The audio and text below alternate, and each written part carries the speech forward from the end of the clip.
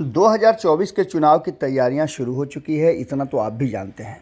लेकिन जो खबर आपके सामने हम लेकर के आए हैं कि आखिर नीतीश फार्मूला क्या है और इस फार्मूले पर अगर ममता बनर्जी भी राजी हो जाती हैं तो इसके परिणाम क्या होंगे।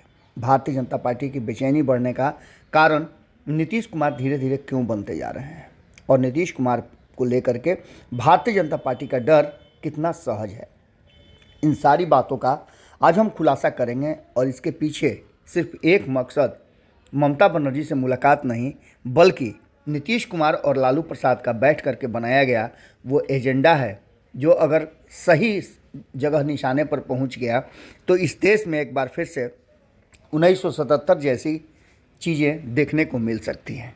आपको बता दें कि इस पूरे मामले पर और इस विश्लेषण में हम आपसे चर्चा करेंगे कि ममता बनर्जी से 25 को नीतीश कुमार मिलने जा रहे हैं, तो क्या ममता बनर्जी नीतीश की बात को मान जाएंगी? क्या कांग्रेस से कन्नी कटाने वाली, हमेशा दूर दूर रहने वाली ममता बनर्जी, हालांकि एक समय था जब ममता बनर्जी कांग्रेस के नज़दीक भी हुआ करती थी, लेकिन कांग्रेस से दूर होने के बाद क्या वो एक बार फिर से कांग्रेस के साथ मंच साझा करेंगी? अरविंद केजरीवाल की तरह कहीं वो भी अकेले चुनाव लड़ने की बात तो नहीं करेंगी। तो वहीं एक बहुत महत्वपूर्ण बात है कि भारतीय जनता पार्टी ये सब कुछ चुपचाप सहन करती और देखती रहेगी। क्या इस अभियान को सफल होने देगी? इतना ही नहीं, जिस तरह से शरद पवार को ये नागवार गुजर रहा है कि उनके होते हुए नीतीश कुमार को इतना वैल्यू क्यों मिल रहा है, वो इसे संभव होने देंगे? इन सारी बातों को अगर देखा जाए तो कांग्रेस ने जिस तरह से नीतीश कुमार को भाव दिया है, वो देख करके लगता है कि बाकी के नेताओं में कॉम्प्लेक्स जरूर हो जाएगा। जिस तरह से हमने आपको बताया भी कि नीतीश कुमार को लेकर के कांग्रेस ने उन्हें विपक्ष को एकजुट करने का काम सौंपा है। इस एकता को 1977 के तर्ज पर विपक्ष को एकजुट करने का और साथ लड़ने का फॉर्मूला तैयार किया गया है, लेकिन प्रधानमंत्री का फेस अभी तक किसी को नहीं बनाया गया है। हालांकि इसकी सफलता और सर्वाधिक सीट उन्हीं दलों को मिलेगा इस फार्मूले में है जो जीतने की स्थिति में होंगे, और क्षेत्रीय दलों को इस पर जिस राज्य में जो दल हैं उन राज्यों को प्राथमिकता दी जाएगी।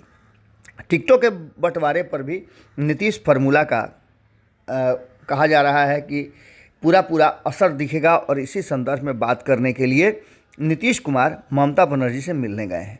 भारतीय जनता पार्टी को 100 सीटों पर समेटने का नीतीश कुमार का जो मंशा है, सपना है, उसको कैसे पूरा करेंगे? नीतीश कुमार बार बार ये कहते हैं कि विपक्षी एकता बन गई तो भारतीय जनता पार्टी को 100 सीटों पर सिमटाया जा सकता है। इसके लिए उनके पास फार्मूला भी है।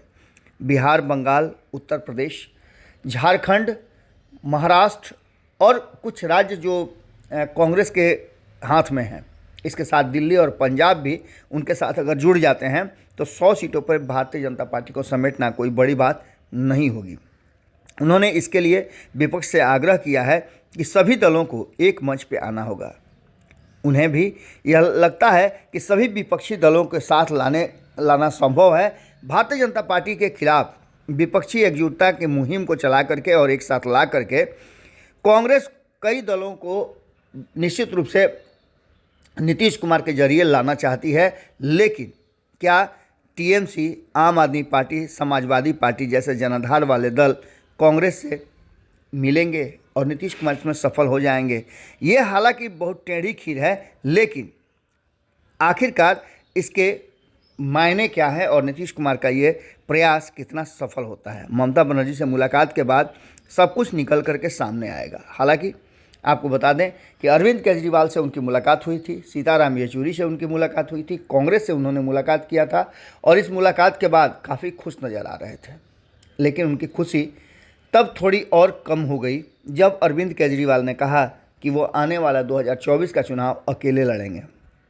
इसके साथ साथ एक और बड़ा ही महत्वपूर्ण विषय है कि इस गठबंधन में शामिल कराए जाने की जो प्रयास हैं उसमें शरद पवार की बात की जाए तो शरद पवार ने कांग्रेस के नेता मल्लिकार्जुन खड़गे के बुलावे पर उनसे मुलाकात जरूर की थी, लेकिन उन्हें ये नहीं भा रहा कि नीतीश कुमार को इतनी तरजीह दी जा रही है। इसके साथ साथ उनकी मुलाकात के तुरंत बाद ये बातें कही गई थी कि उनका संपर्क जो है, और इसके लिए उन्होंने सफाई भी दिया था, उनके भतीजे जो हैं वो भाजपा के संपर्क में हैं।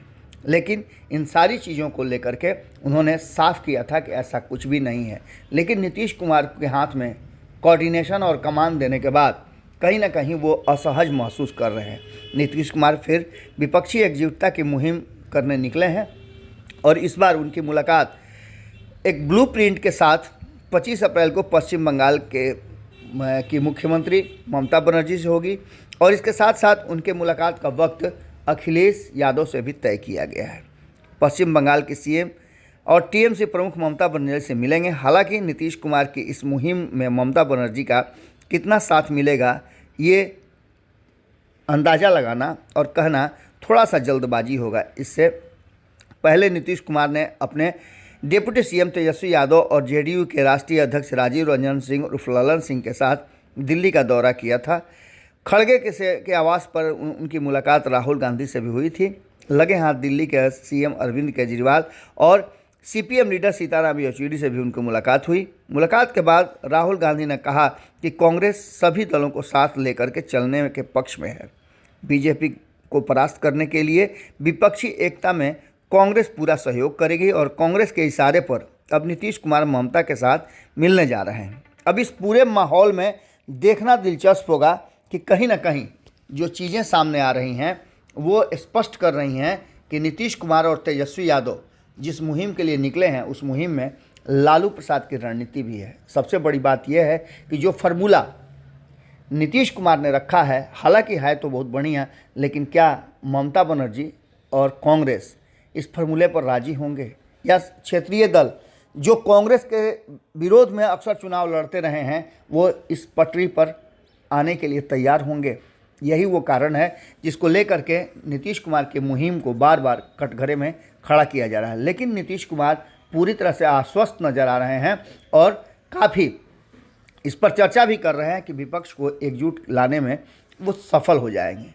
देखना दिलचस्प होगा कि चर्चा बार बार हो रही है कि भारतीय जनता पार्टी के विरुद्ध आज जैसे पहले 1977 में कांग्रेस के विरुद्ध सारा विपक्ष एकजुट हुआ था, इस बार भी एकजुट होगा।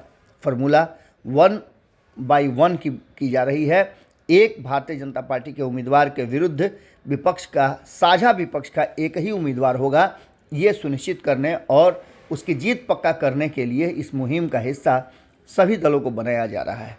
देखना दिलचस्प होगा। इंतजार कीजिए कि 25 तारीख को जब नीतीश कुमार और ममता बनर्जी की मुलाकात होती है तो क्या बात होती है और निकल करके क्या आता है। अभी तक इस मुहिम को बहुत ज़्यादा सफल नहीं कहा जा सकता है, लेकिन नीतीश कुमार जीत के पक्के हैं। हो सकता है कि आने वाले समय में वो अपने मकसद में कामयाब भी हो जाए।